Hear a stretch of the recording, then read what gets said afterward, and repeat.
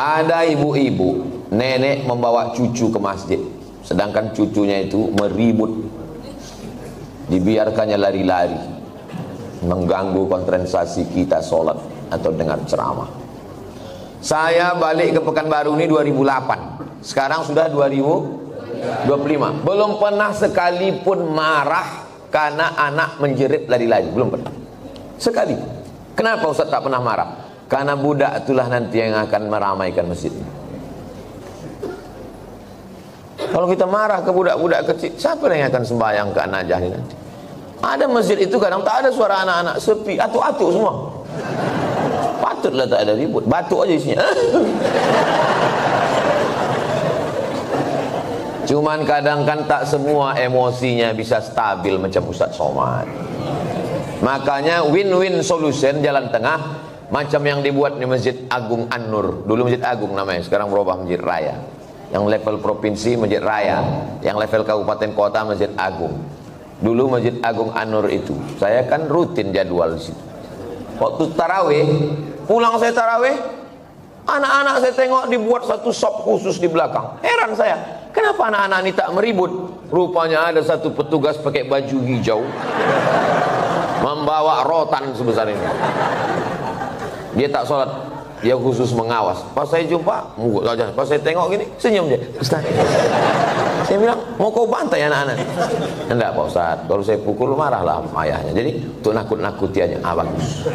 Jadi nanti diangkat ada satu security khusus untuk anak-anak. Jangan anak diletakkan di celah.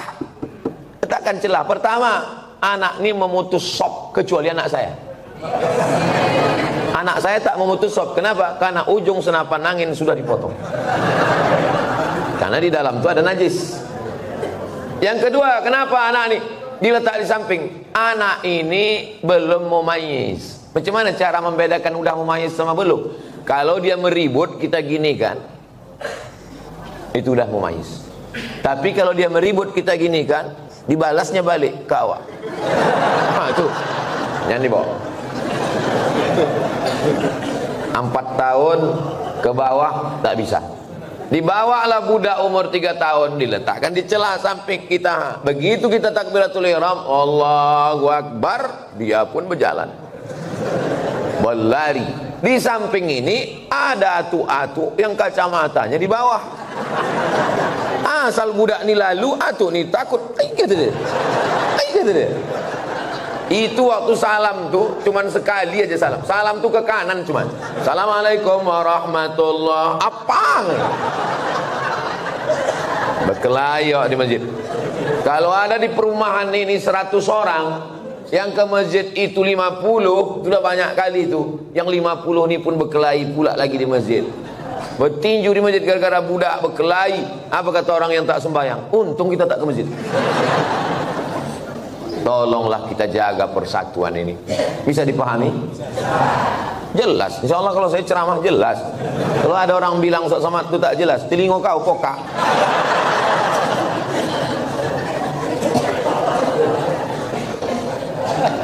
Bolehkah membaca Yasin di pemakaman Pak Ustaz?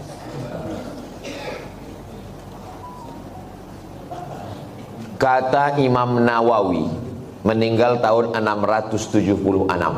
Nama kitabnya Riyadhus Shalihin min kalami Sayyidil Mursalin. Dia mengutip pendapat Imam Syafi'i. Wa qala Syafi'i, Imam Syafi'i berkata, wa in khatimul Qur'ana kullahu kana hasanan. Seelok-eloknya, sarancak-rancaknya dikhatamkan sakhatam Quran, bukan surat ya, sakhatam Quran. Saya tak bisa membacakan sakhatam Quran di makam emak saya, karena makamnya di Sumatera Utara. Saya mau pergi, saya membaca di rumah. Di makam saya minta ada orang membacakan sekhatam di makam almarhumah emak saya, mengamalkan fatwa Imam Syafi'i yang seelok-eloknya dikhatamkan di kubur itu sekhatam. Kalau tak sanggup sekhatam, maka bacalah hatinya Al-Quran. 30 juz 114 surat tuh, mana hatinya? Wa qalbul Quran ya. Itulah mengapa kalau kita ziarah kubur membaca surat ya. Ada 3 hati. Yang pertama qalbul Quran, yang kedua qalbul lail, yang ketiga qalbud da'i. Qalbul Quran, hatinya Quran, Yasin. Qalbul lail, hatinya malam, sepertiga malam, jam 2. Qalbud da'i, hati orang yang berdoa ketika tahajud. Berjumpa 3 hati. Hati Quran, hati malam, hati manusia. Maka kata Imam Az-Zabidi dalam kitab Syarah Ihya Ulumuddin, mungkin terkabul doa kalau ketemu 3 hati. Maka bacalah surat Yasin pada saat tahajud malam. Habis itu berdoa kepada Allah. Apa kata Imam Ibnu Katsir tentang surat Yasin? Ma quri'a fi amrin asirin illa yassarahullah. Kalau dibacakan kepada perkara yang sulit, yang susah, dimudahkan Allah. Maka kalau saya ziarah kubur, saya baca Yasin, Al-Fatihah, Qul huwallah 3 kali, Al-Falaq sekali, An-Nas sekali, pangkal Al-Baqarah sampai wa ulaika humul muflihun, ayat kursi, ujung Al-Baqarah lillahi mafis 3 ayat, habis itu tahlil afdalul dzikri fa'lam annahu la ilaha illallah, habis itu hadiahkan pahalanya. Ya Allah, sampaikanlah pahala bacaan nang ku baca iko kepada almarhumah amak, almarhum ayah, atuk nenek, muslimin muslimat yang ada di makam ini, Allah maghfir lahum warhamhum sampai habis. Itulah yang saya ajarkan ke anak saya, ke keponakan saya. Saya kalau balik ke kampung ziarah, saya bawa anak keponakan, saya baca, saya kasih tahu, aku membawa kau ke omak ayahku. Nanti kalau aku mati, buat pula macam yang ku buat ini. Bawa anak bini kau ke kubur aku. Paham? Yo, kata dia. Begitulah yang kita baca dalam ulama-ulama. Imam Nawawi. Kalau ada orang di Pekanbaru ini yang tak percaya bahwa bacaan itu sampai pada orang mati, saya tak bisa membuktikan. Karena ini perkara ghaibiat. Saya hanya bisa menyampaikan dalil-dalilnya. Saya tak percaya, kata dia. Ya macam mana membuktikannya? Maka kalau ada orang yang menantang saya, belum ada lagi. Saya tak percaya. Tolong nama kau lengkap sama nama ayah kau. Nanti kalau kau mati, ku kirim. Kalau tak sampai, cepat kasih kabar. Ini kan masalah gaib. Kalau masalah gaib ini yang ditengok adalah dalil. Ana Rizki, khirijin min Ma'had Nuril Hidayah Bengkalis.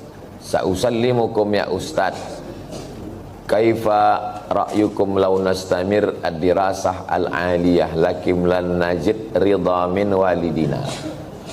Nama saya Rizki. Khirijin jamak, mufrad khirijun. Saya alumni dari Ma'had Nuril Hidayah Bengkalis. Sa'as'alukum, saya mau bertanya ke Ustaz, kaifa ra'yukum law nastamir dirasa nuwasil ad-dirasa. Laisa nastamir, nuwasil ad-dirasa. Bagaimana pendapat Ustaz kalau kita mau melanjutkan ke perguruan tinggi tapi orang tua tak setuju? Mau melanjutkan perguruan tinggi fil kharijid daulah, mau keluar negeri, tapi mak dia tak setuju. Saya ini adik-beradik 2. Saya anak pertama, adik saya berdua cuman. Laki-laki dua-duanya. Tak banyak anak mak saya. Jadi waktu saya lulus mau ke Mesir, berat dia mau lepas saya. Aku anakku 2, tak ada anak betino. Semana nanti aku dah tua. Datang wak saya, abang mak saya, menasihati dia. Harimau mati meninggalkan belang, gajah mati meninggalkan gading, manusia mati meninggalkan hutang. Harimau mati meninggalkan belang, gajah mati meninggalkan gading, manusia mati meninggalkan nama. Kalau kau tahan somat ini di celah ketiak, beginilah cuman dia. Tapi kalau kau lepaskan diri belajar, jadi orang dia, mengajar dia, mengalir pahalanya sampai hari kiamat. Betul cakap wak saya. Sampai hari ini di mana aja saya tausiah, pahalanya mengalir ke makam almarhumah mak saya. Maka ibu-ibu yang sayang ke anak, bukan kalian siapkan anak dalam kelambu, bukan kalian suapi, lepaskan dia sejauh mata memandang. 4 tahun aku tak balik. Kenapa tak balik? Ongkos mahal. Sampai terpikir juga di kepala, jangan-jangan aku anak angkat, anak adopsi, balik. Sampai akhirnya 2017 saya daftar S3 ke Sudan. Waktu itu umur mak saya sudah 70 tahun. Saya suruh Muhammadiyah. Saya bilang, mak, saya mau mencoba dia, kuat tak dia? Mak sekarang sudah 70, di rumah ini sendiri. Aku mau S3 ke Sudan. Nanti kalau S3 ini 2 tahun aku di Sudan tak balik-balik. Apa kata dia? Pergi kau ke Sudan sampai dokter bawa kau balik. Kalau aku mati, matilah, yang penting mengalir pahalanya. 70 tahun umur mak saya. Sampaikan video ini ke mak kamu.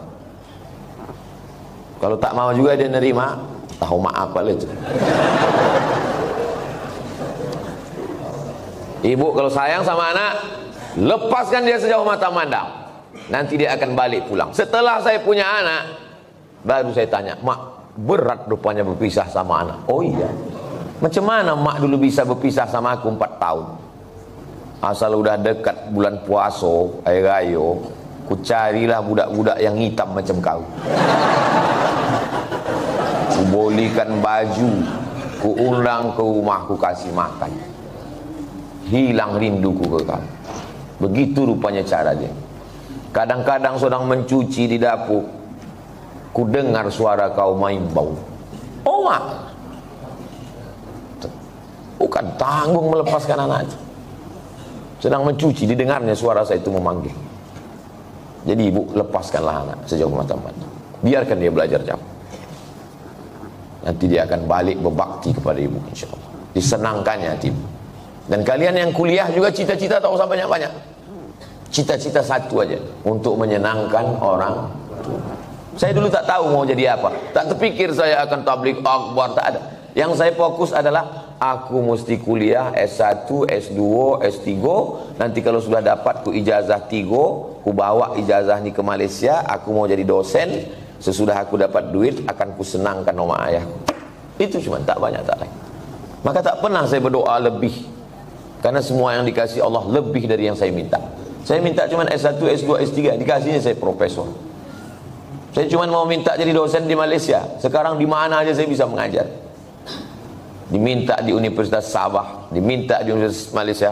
Saya bilang, rektor, saya tak sanggup untuk mengajar per semester, saya mesti keliling.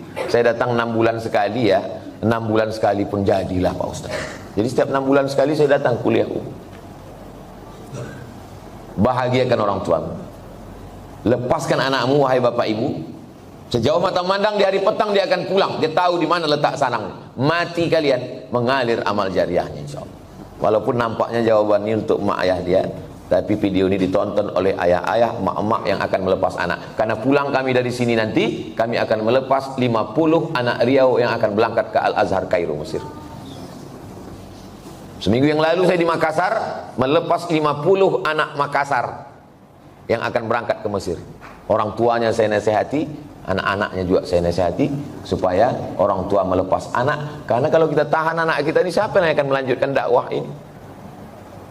Saya tak mau anak saya sekolah agama, nanti kurus macam Ustaz Somad. Saya ini kurus bukan tak makan. Kalau ada pejabat-pejabat itu dapat ikan yang paling mahal, namanya ikan Napoleon, 1 juta harga ikan. Ada bupati, ada kapolres, ada dandim, ada kepala dinas. Yang pertama kali menyuap ikan 1 juta itu siapa? Abdul Somad. Apa kata orang itu? Silakan Pak Ustaz. Dikasihlah ketam kepiting sebesar piring besar, disingkel. Bupati tak berani makan, tentara gagah dan dim tak berani makan ketam. Polisi berseragam berpistol tak berani makan ketam. Tak kalian makan Pak, kolesterol Pak Ustaz. Saya makan ketam tuh habis. Hidup saya sampai sekarang.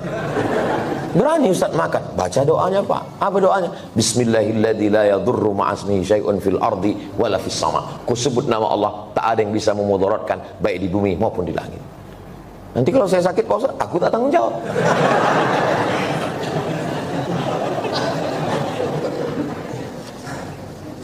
Definisi mengganggu tetangga itu bagaimana Pak Ustaz? Apalagi kita di komplek perumahan.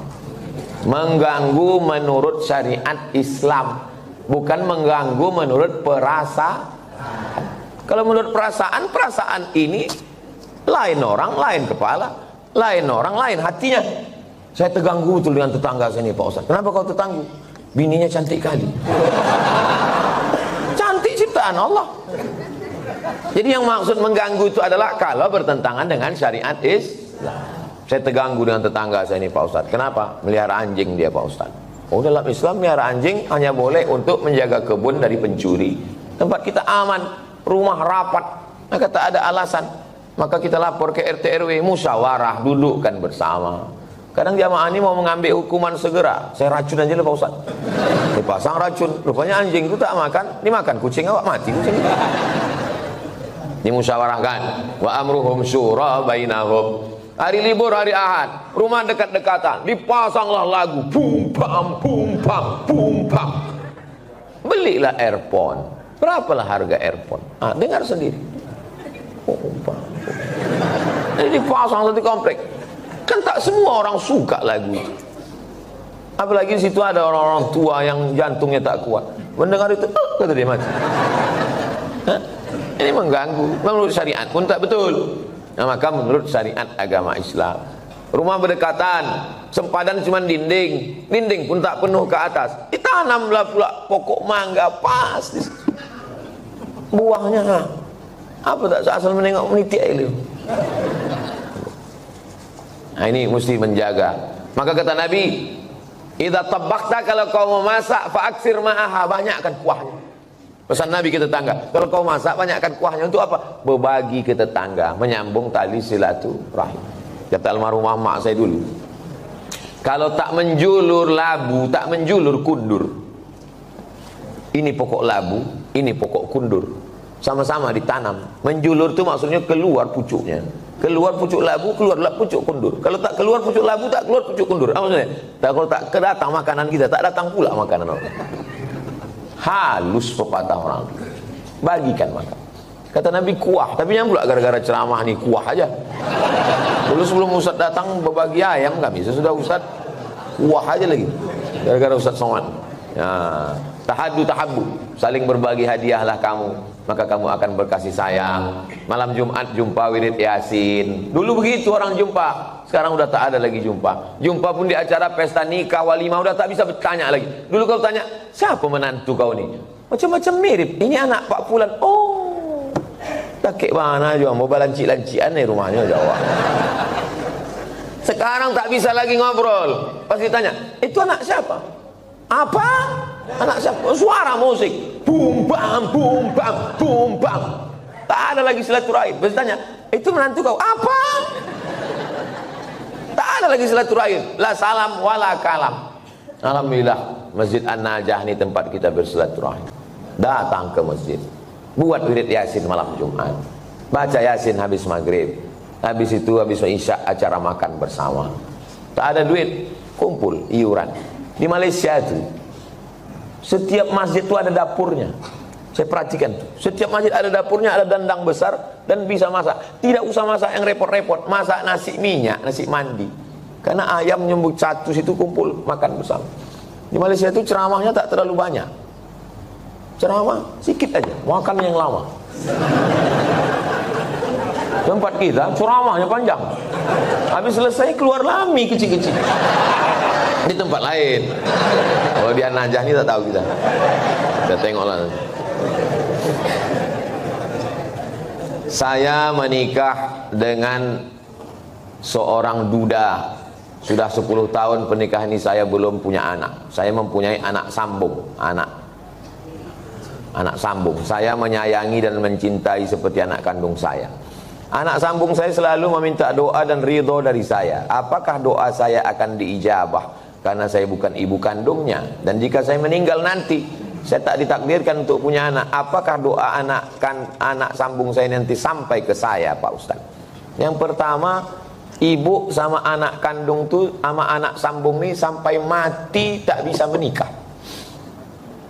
Karena menjadi mahram mu'abbad namanya. Mahram mu'abbad menjadi mahram kekal selama-lamanya. Karena sudah menjadi menikah sama ayahnya. Itu yang pertama. Yang kedua, wudhu tak batal dalam mazhab Syafi'i. Yang ketiga, seandainya saya lewat di kuburan di depan Hotel Mutiara Merdeka dekat Leton, saya mau pergi nih, lewat kuburan itu saya baca doa, Assalamualaikum ya ala diyar minal mu'minin wa inna insyaallah bikum lahiqun yarhamullah mustaqdimina wal mustakhirin nasallallahu wa lakumul afiyah Allahumma fir lahum warhamhum. Doa saya sampai apa tak sampai? Doa saya sampai apa tak sampai? Sampai. Padahal saya tak kenal sama orang itu. Sampai doa. Apalagi anak sambung. Kenapa ragu doa tak sampai? Oh, jadi doa sampai Pak Ustaz? Sampai. Lalu apa makna dalam hadis itu? Waladun solihun. Maksudnya amal saya kepada orang mati itu sampai. Bukan tak sampai. Amal kita ini semua kepada orang mati sampai.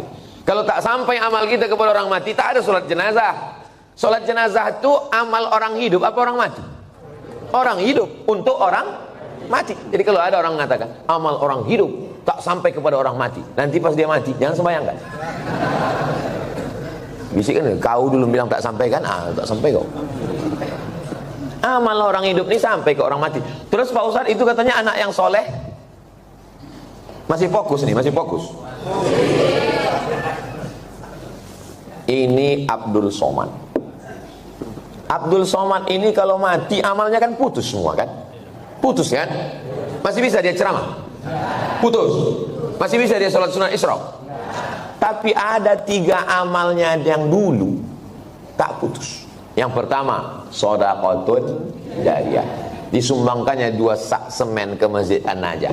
Putus atau tak putus? Tak putus. Karena setiap hari orang sholat mengalir ke dia. Itu kan amal dia dulu. Yang kedua, ilmun yuntafa'u bih. Ceramah dia di Masjid An-Najah. Ceramahnya itu dulu atau sekarang?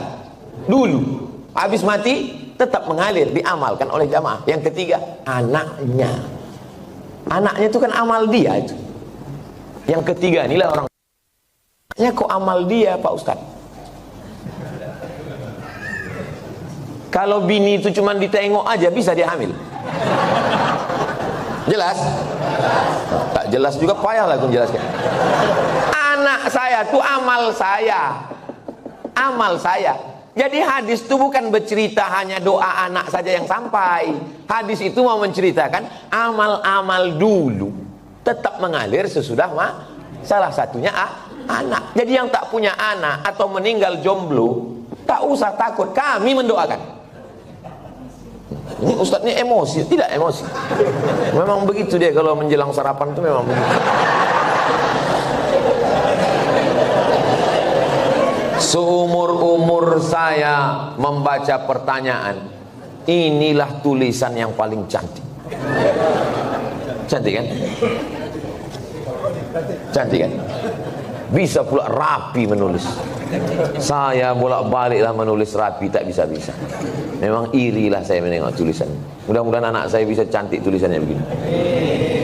Assalamualaikum, berapa kali lah dia mencobanya ini. Assalamualaikum warahmatullahi wabarakatuh. Waalaikumsalam. Alhamdulillah wa syukurillah. Alhamdulillah wa syukru lillah. Saya kurang. Alhamdulillah wa syukru lillah. Alhamdulillah wa syukru lillah.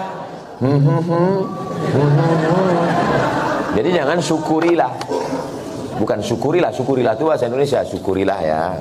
Kalau bahasa Arabnya alhamdulillah wa syukru lillah.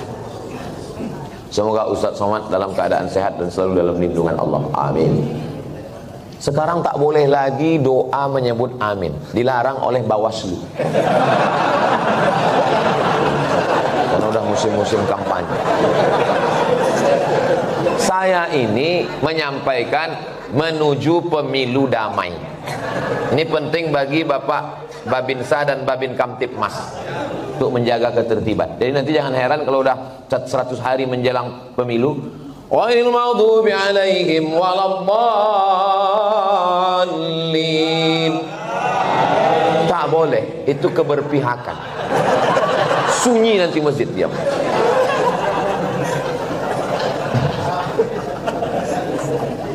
Saya mau bertanya Pak Ustadz, kiat-kiat agar ikhlas menerima ketetapan takdir Allah dan tetap berprasangka baik kepada Allah. Mohon doanya Ustadz untuk seluruh istri pejuang garis 2. Pejuang garis 2 itu maksudnya yang belum hamil. Kalau udah dipakainya tes spek itu kan 2. Ini penjelasan bagi yang belum berbini. Yang udah berbini pun tak paham juga. Bagaimana cara kita biar supaya rela menerima takdir Allah? Saya kalau datang bertamu ke rumah jamaah, Assalamualaikum Pak. Waalaikumsalam. Ustadz Somad, tolong doakan mak saya Pak Ustadz. Maknya di mana Pak? Maknya di dapur. Duduklah mak tuh di kursi. Berapa umur mak? 80. Belum bisa saya menerima, karena mak saya meninggal umur 70. Dalam hati saya tetap, kok hidup mak dia, kok mati mak aku? Kok tak sempat makku ku bawa jalan-jalan ke Brunei, ke Malaysia? Kok tak sempat ku senangkan dia? Tak bisa hati saya menerima. Macam mana saya mau menceramahi jamaah? Marilah kita sabar menerima takdir Allah. Saya aja tak sabar. Tapi cara Allah menghibur saya. Habis saya tausiah, datang ibu-ibu. Ustadz, tolong doakan keponakan saya. Keponakan ibu ini kenapa? Ayahnya meninggal, emaknya meninggal, dia hidup sebatang kara. Anak SD kelas 2. Oh, sempat aku serumah 11 tahun sama emakku. Dari 2008 ke 2019. Ini budak nih kelas 2 SD sebatang kara. Ternyata yang membuat kita bisa sabar itu adalah ketika membandingkan dengan orang lain. Begitu cara Allah mengajar saya. Ayat tak mempan, hadis tak mempan. Kenapa tak? Saya yang berceramah, saya yang nyuruh orang sabar. Tak bisa saya terima. Tapi begitu dijumpakan Allah, oh rupanya. Maka diantaranya yang membuat kita kuat ini adalah dengan memperbanyak bercerita dengan orang. Kita ini kalau banyak bercerita, ngobrol dengan orang, itu menyadari betapa besarnya nikmat Allah kepada kita. Aku pula bisa begini-begini, kawan ini tak sempat berbakti, jumpa pun tak sempat. Yang kedua, bagaimana caranya? Caranya adalah menguatkan dalam hati bahwa innallaha katabal maqadir, Allah sudah menuliskan takdir 50 alfasana, 50.000 tahun qabla an yakhluqas samawati wal ard. Sebelum Allah menciptakan langit dan bumi, Allah sudah menuliskan takdirku 50.000 tahun sebelum Allah menciptakan langit dan sengaja dihunjamkan terus ke kepala. Abdul Somad, Allah sudah menuliskan 50.000 tahun sebelum menciptakan langit dan bumi bahwa kau sama emak kau itu cuma sampai 2019. Lebih dari itu bukan kuasa kau. Asal terlintas itu terus. Otak itu dihunjamkan dengan hadis itu. Yang ketiga, membuat sesuatu yang terus mengalir. Sedekah untuk santri, untuk Palestina. Asal teringat, baca Al-Fatihah. Teringat macam-macam, baca Al-Fatihah. Malam Jumat, baca Al-Kahfi, baca Yasin. Hadiahkan pahalanya. Undang anak yatim, fakir, miskin. 3 itulah cara untuk mengurangi beban hati kita. Allah berjanji kalau kita beribadah, falyabudu rabb hadzal bait, banyak-banyak beribadah. Allah cuma minta kita satu ibadah. Balasannya Allah kasih 2. At'amahum min ju' wa amanahum min khawf. Kalau kau lapar, Allah kasih kau makan. Kalau kau risau, amanahum, Allah beri kau aman, tenang. Syaratnya banyak ibadah, perbanyak ibadah. Pagi sholat isyraq, sholat duha. Malam bangun mandi, sholat sunat wudu, sholat sunat taubat, sholat sunat tahajud, sholat sunat hajat. Zikir, banyak bertasbih. Zikir 3 pilihan. Zikir banyak, zikir pilihan 3. Pertama istighfar, yang kedua sholawat, yang ketiga afdalul dzikri fa'lam annahu la ilaha illallah. Astaghfirullahalazim, astaghfirullahalazim, astaghfirullahalazim. Kalau tuan membeli peniti, jangan ditusukkan ke sayur kubis. Kalau mik sudah mati, tandanya waktu sudah habis.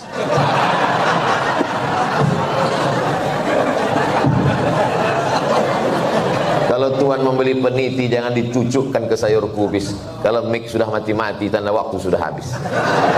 Di akhir majelis mari kita sama berdoa kepada Allah supaya Allah menjadikan hati kita ini ridha menerima takdir Allah Subhanahu wa taala.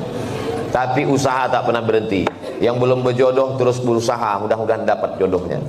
Yang belum garis 2 terus berusaha, makan toge, makan kacang-kacang, makan sayur, berdoa. Nabi Ibrahim alaihissalam baru lahir anak Ismail umur 86 tahun. 86 tahun baru dapat anak Ismail. Istrinya yang diponis mandul namanya Sarah, rupanya mengandung setelah Ismail umur 13 tahun. Waktu itu umur Nabi Ibrahim 99 tahun. Akhirnya punya anak. Waktu anak itu lahir, tersenyum Nabi Ibrahim. Karena udah diponis orang, istrinya mandul takkan punya anak, senyum dia. Senyum itu bahasa Yahudinya Yitzhak, bahasa Arabnya Yithak. Maka dikasihnya nama anak itu Ishak. Ishak itu artinya tersenyum bahagia. Saking kan lucunya cara Allah ingin menguji seorang hamba. Tak ada yang sulit. Innama amruhu iza arada syai'an ayaqula lahu kun. Tak ada yang sulit bagi Allah. Allah cuma ingin menengok air matamu tumpah di tengah malam. Allah cuma ingin melihat sujudmu lebih lama. Dalam perjalanan hidup saya, dipukul ombak, diempas gelombang, baru saya paham. Rupanya kalau hidup ini tenang-tenang saja, tidak akan melahirkan nakhoda yang ulung. Kalau tidak tajam ombaknya, sujud kita sebentar. Tapi kalau pukulan itu kuat, lama sujud kita dan terasa nikmat. Karena tak ada lagi kawan yang bisa diajak berbisik. Akhirnya kita berbisik ke tanah. Malaikat-malaikat di langit memintakan doa itu dikabulkan Allah Subhanahu wa ta'ala. Mudah-mudahan kita termasuk orang yang diberikan Allah kekuatan istiqomah iman dan Islam.